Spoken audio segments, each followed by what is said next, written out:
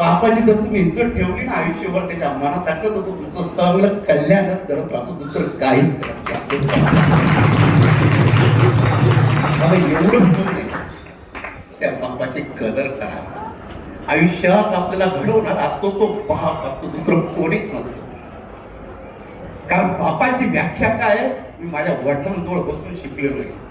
माझे वडील मला कायम रागवायचे, मी बोलायचो दादा का रागवतात, पण माझ्या बापाने मला घडवलं आणि आज तुमच्या समोर बोलण्यासाठी जो सक्षम झाला तो फक्त माझ्या बापाने.